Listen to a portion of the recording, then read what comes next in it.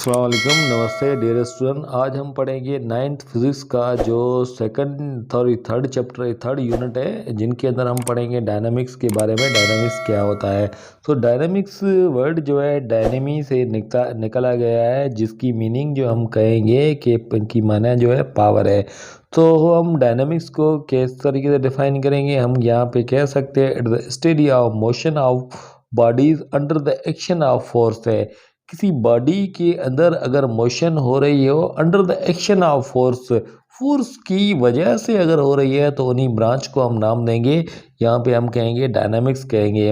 अच्छा, उनके बाद यहाँ पे हम आते हैं कि फोर्स के बारे में पढ़ते हैं कि फोर्स क्या होता है। तो फोर्स को किस तरीके से डिफाइन करेंगे? तो पहले हम यहाँ पे बात करते हैं कि फोर्स की। फोर्स हम यहाँ पे कहेंगे कि फोर्स जो होता है वो फोर्स इज एन एजेंट।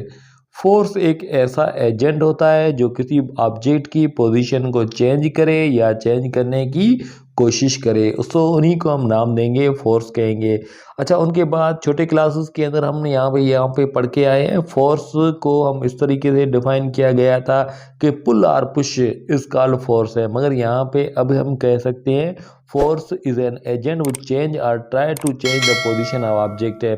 अच्छा, उनके बाद यहाँ पे फोर्स है, फोर्स को हम यहाँ पे एफ से रिप्रेजेंट करेंगे। फोर्स कौन सी है? वेक्टर क्वांटिटी है। और इनके यूनिट की हम बात करते हैं तो इनका यूनिट जो हमें मिलेगा न्यूटन मिलेगा। 1 न्यूटन को हम किस तरीके से डिफाइन करेंगे? ऐसा यूनिट जो फोर्स का न्यूटन होता है। तो न्यूटन को हम इस तरीके से कह सकते हैं, जब 1 किलोग्राम वाले किसी ऑब्जेक्ट के अंदर 1 मीटर पर सेकंड स्क्वायर की अगर एक्सेलेरेशन प्रोड्यूस हो, तो उन्हीं को हम नाम कह सकते हैं। उनकी नेमिंग जो है यहाँ पे हम दे सकते हैं 1 न्यूटन है। 1 न्यूटन जो है उनके इक्वल होगा।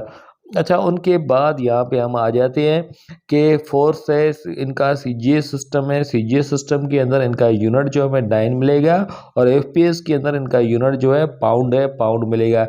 तो ये तो अभी हमने पढ़ा कि फोर्स के बारे में। फोर्स के बाद हम यहाँ पे आते हैं, बात करते हैं कि मोमेंटम की। मोमेंटम क्या होता है?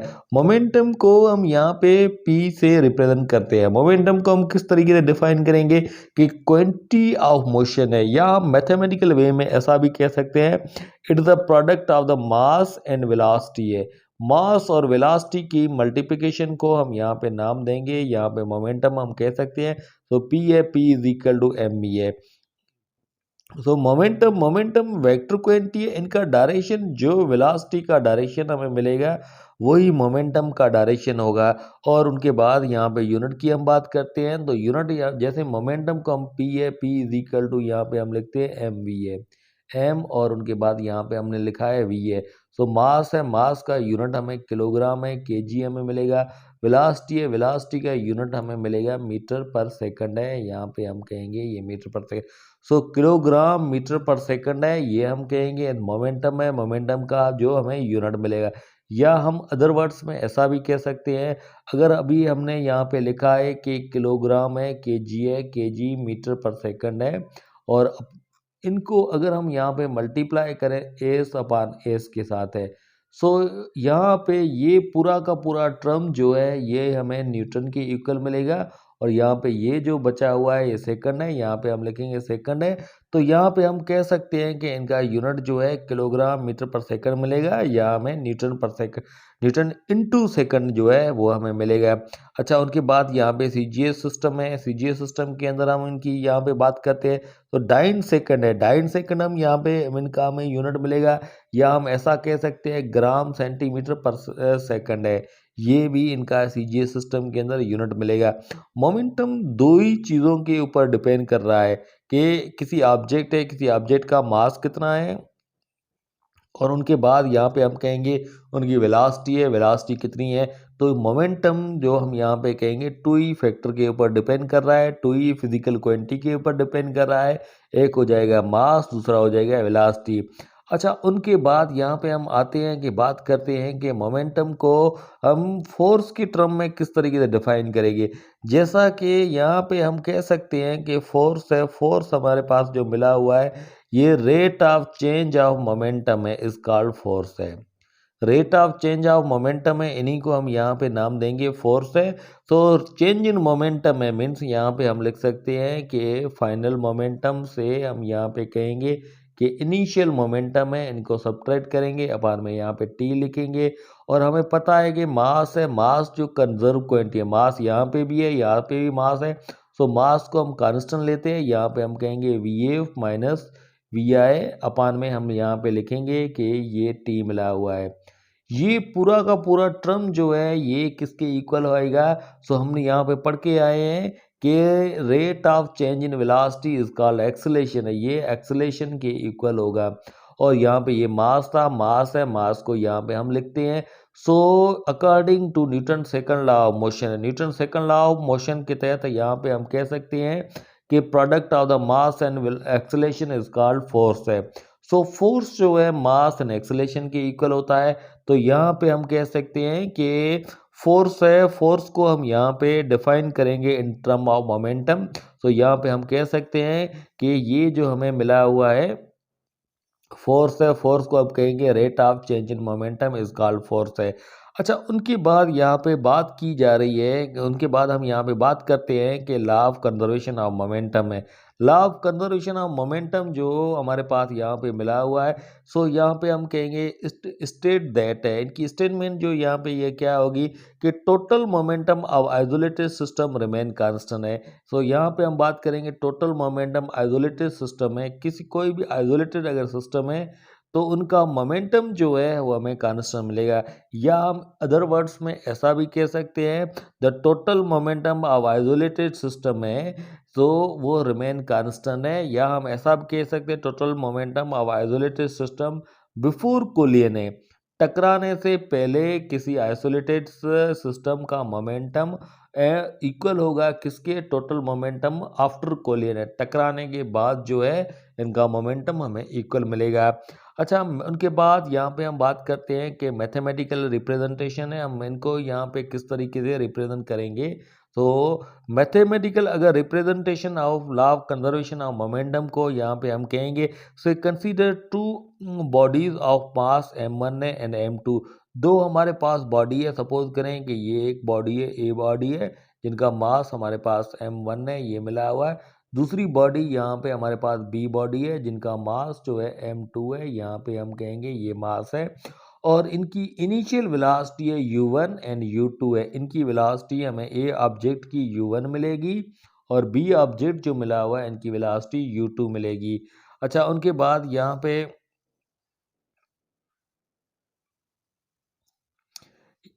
पे हम बात करते हैं कि ये सपोज करें ए ऑब्जेक्ट है, ए ऑब्जेक्ट जो हमारे पास मिला हुआ है m1 है और इनकी इनिशियल वेलोसिटी जो है u1 है।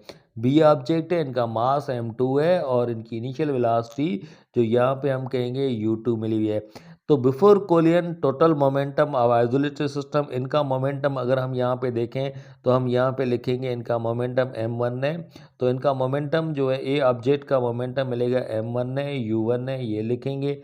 और बी ऑब्जेक्ट है, बी ऑब्जेक्ट का मोमेंटम लिखेंगे m2 है और u2 है, ये हमें मिलेगा। अच्छा, उनके बाद टोटल मोमेंटम, यहाँ पे हम बात की जा रही है कि टोटल है, टोटल का मतलब क्या है कि हम इन दोनों मोमेंटम को क्या करेंगे? प्लस करेंगे। सो एक ये मोमेंटम और दूसरी बॉडी है जिनका मोमेंटम ये मिला हुआ है, इन दोनों का जो सम हमें यहाँ पे मिला है। तो ये जो दो मोमेंटम थे ये बिफोर कोलिजन इनका मोमेंटम ये हमें मिला था, आपस में ये क्या कर रहे हैं कि कोलाइड कर रहे हैं। सो कोलाइड करने के बाद इनका जो मोमेंटम हमें मिलेगा तो इनके बाद कोलिजन, आफ्टर कोलिजन हम यहाँ पे कहेंगे कि इनकी वेलोसिटी जो है u1 से चेंज हो जाएगी किसके अंदर? हम कहेंगे v1 के अंदर है। और उनके बाद u2 है, बी ऑब्जेक्ट है जिनकी वेलोसिटी पहले जो थी u2 थी, उनके बाद ये चेंज हो जाएगी v2 के अंदर चेंज हो जाएगी। और अच्छा, उनके बाद आफ्टर कोलिजन अगर हम यहाँ पे देखेंगे कि इनका मास जो है मास कांस्टेंट रहेगा। मास हमें पता है कि मास जो है कंजर्व क्वांटिटी है, मास चेंज नहीं होगा, मगर इनकी वेलोसिटी जो है वो चेंज हो गई है। v1 है ए ऑब्जेक्ट की और बी ऑब्जेक्ट की ये मिली हुई है। सो अब हम बात करते हैं कि टोटल मोमेंटम आफ्टर कोलिजन है, टकराने के बाद जो इनका मोमेंटम क्या मिलेगा। सो ये ए ऑब्जेक्ट जो यहाँ पे हमारे पास था, इनका मोमेंटम हम यहाँ पे लिखेंगे m1 है और उनके बाद है v1 है। और बी ऑब्जेक्ट है जिनका मोमेंटम जो हमें मिलेगा यहाँ पे हम कह सकते हैं कि M2 है और उनके बाद यहाँ पे V2 है। So total momentum means in momentum और इन दोनों मोमेंटम को हम आपस में प्लस करेंगे तो हमें मिलेगा M2 है, V2 है और प्लस सॉरी M1 है, यहाँ पे हम कहेंगे M1 है, V1 है, प्लस पे हम यहाँ पे कहेंगे M2 है, V2 है। ये जो टोटल मोमेंटम आफ्टर कोलिजन जो है हमें यहाँ पे ये मिला हुआ है। तो law of conservation of momentum हमें यहाँ पे ये कह रहा है कि according to law of conservation of momentum है total momentum before collision is equal to total momentum after collision है, ये हमें इक्वल मिलेगा। या हम ऐसा भी इनको इस तरीके से भी हम लिख सकते हैं कि हमने यहाँ पे मोमेंटम जो पढ़ा है कि मोमेंटम जो हमें यहाँ पे मिलेगा तो किसी ऑब्जेक्ट का जो मोमेंटम है, सपोज करें कि हमारे पास दो ऑब्जेक्ट जो अभी अभी हमने डिस्कस किए थे, तो उनका मोमेंटम जो है, मोमेंटम को हम यहाँ पे कह सकते हैं कि rate of change of momentum is called force है। फोर्स ए बॉडी का इज इक्वल टू यहाँ पे हम कहेंगे फोर्स जो है बी बॉडी का। मगर according to Newton third law of motion every action there is always equal and opposite reaction. हर एक्शन का जो रिएक्शन होगा तो निगेटिव साइन जो है यहाँ पे मिली हुई है, निगेटिव साइन हम यहाँ पे कहेंगे कि ये अपोजिट डायरेक्शन को, अपोजिट डायरेक्शन है उनको रिप्रेजेंट कर रही है। अच्छा, यहाँ पे उनके बाद यहाँ पे हम आते हैं कि इन्हीं का मोमेंटम जो हमें यहाँ पे मिल रहा था वो हमें यहाँ पे ए ऑब्जेक्ट है, ये सपोज करें कि हमारे पास जो मिला था ए ऑब्जेक्ट है, ए ऑब्जेक्ट का मोमेंटम सॉरी फोर्स है वो मिल रहा था। सो फोर्स को हम यहाँ पे कहेंगे रेट ऑफ, यहाँ पे हम कहेंगे ए ऑब्जेक्ट है, ए ऑब्जेक्ट का जो फोर्स है मिला हुआ था rate of change of momentum of A object है अपान में हम यहाँ पे टाइम लिखेंगे इज इक्वल टू, यहाँ पे हम लिखेंगे rate of change of momentum of B object है अपान में यहाँ पे हम लिखते हैं कि टाइम लिखते हैं। अच्छा, उनके बाद यहाँ पे हम बात करते हैं कि हमें पता है कि मोमेंटम जो है उनके अंदर चेंजिंग जो आ रही है मीन्स हम फाइनल मोमेंटम है, यहाँ पे हम लिखते हैं कि एम है, M2 है, सॉरी M1 है और V1 है, ये फाइनल मोमेंटम माइनस हम इनिशियल मोमेंटम मीन्स हम यहाँ पे लिखेंगे M जो है 1 है और M1 है ये हमने लिखा और यहाँ पे हम लिखते हैं U1 है अपान में यहाँ पे हम लिखते हैं टाइम है। अच्छा, उनके बाद बी बॉडी जो है उनकी मोमेंटम की बात करते हैं तो इज इक्वल टू हम यहाँ पे लिखेंगे इनका जो बी बॉडी का फाइनल मोमेंटम हमें मिल रहा था तो फाइनल मोमेंटम हम यहाँ पे लिखेंगे M है, M2 है, V जो है यहाँ पे हम लिखेंगे 2 है माइनस हम लिखेंगे M1 है और सॉरी M2 है और उनके बाद हम यहाँ पे लिखेंगे U1 है। सो ये बी बॉडी है उनका मोमेंटम आफ्टर कोलिजन, सॉरी जहाँ पे हम कहेंगे ये फाइनल मोमेंटम में से इनिशियल मोमेंटम को हम सब्ट्रैक्ट करेंगे और टाइम है, टाइम के साथ डिवाइड करेंगे।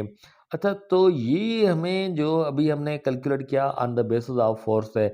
अच्छा, उनके बाद यहाँ पे टी है, टी टी में कैंसिल हो जाएगा, रिमेनिंग हमारे पास जो टर्म बचेगा सो हम यहाँ पे लिखेंगे ये मोमेंटम है। मोमेंटम अब यहाँ पे हम थोड़ा सा कलर चेंज कर लेते हैं, ग्रेड ब्लैक। सो ये जो हमारे पास अभी जो हमारे पास बचा M1 है ये लिखते हैं, V1 है ये है और M1 है, V1 है और यहाँ पे हम लिखेंगे M1 है, U1 है, ये हमने लिखा इज इक्वल टू, यहाँ पे नेगेटिव साइन जो जो पहले थी हम अपोजिट डायरेक्शन है तो यहाँ पे नेगेटिव साइन यहाँ पे लिखेंगे M2 है और उनके बाद V2 है माइनस हम करेंगे तो यहाँ पे इनको हम ब्रैकेट के अंदर, एक ब्रैकेट के अंदर लिखते हैं। सो यहाँ पे हम लिखेंगे M2 है और उनके बाद यहाँ पे हम लिखेंगे U2 है, सॉरी यहाँ पे जो है U2 आएगा।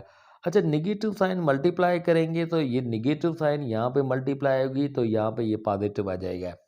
अच्छा, अब हम क्या करते हैं, U वाले टर्म एक साइड पे ले जाते हैं और V वाले टर्म में उनको एक साइड पे लिखते हैं। जैसे सपोज करेंगे हमारे पास जो ये मिला था U वाला टर्म ये था, इनको यहाँ पे ले आते हैं और ये वाला जो V वाले टर्म जो थे इनको हम यहाँ पे इस एक साइड पे ले आते हैं। तो यहाँ पे हम कह सकते हैं कि हमारे पास जो था M1 है, M1 पहले जो मिला था ये है, V1 है ये लिखा और इनको हम इस साइड पे ले आए, ये माइनस का था और अब इस साइड पे प्लस का हो जाएगा तो यहाँ पे हम प्लस लिखते हैं तो हम लिखेंगे M2 है और उनके बाद यहाँ पे हमने लिखा V2 है ये लिखा। अच्छा, इज इक्वल टू देते हैं। अच्छा, उनके बाद ये जो पूरा टर्म ये माइनस का था इस साइड पे जो है प्लस का हो जाएगा तो हम यहाँ पे लिखेंगे M1 है और उनके बाद यहाँ पे लिखेंगे U1 है ये लिखा और उनके बाद ये वाला टर्म जो है यहाँ पे हम लिखेंगे प्लस हम लिखेंगे M2 है और उनके बाद U2 है ये हम लिखेंगे। अब हम यहाँ पे एक बात जो है वो नोट करते हैं कि ये जो टर्म मिला हुआ है, ये हम टर्म मिला हुआ है, इनको अगर हम देखेंगे ये टोटल मोमेंटम आफ्टर कोलियन है is equal to total momentum before collision है। सो अभी हमने यहाँ पे ये पढ़ा था कि total momentum of isolated system जो हमें मिल रहा था वो बिफोर को जो है कोलियन है, बिफोर कोलियन हमें यहाँ पे ये मिल रहा था is equal to after collision है हमें यहाँ पे ये मिलेगा। तो total momentum of isolated system है before and after collision remain constant जो मिलेगा। तो ये अभी हमने पढ़ा मोमेंटम के बारे में। तो नाइन्थ का जो थर्ड जो चैप्टर था उनके हमने यहाँ पे फर्स्ट लेक्चर जो है ये हमने कंप्लीट किया। उनके बाद यहाँ पे हम नेक्स्ट हम जो टॉपिक है उनके बारे में हम डिस्कस करेंगे, वो होगा न्यूटन लॉज ऑफ मोशन है। अगर आपको कोई भी इनके अंदर डिफ़िकल्टी जो है महसूस हो रही है तो आप कमेंट कर सकते हैं।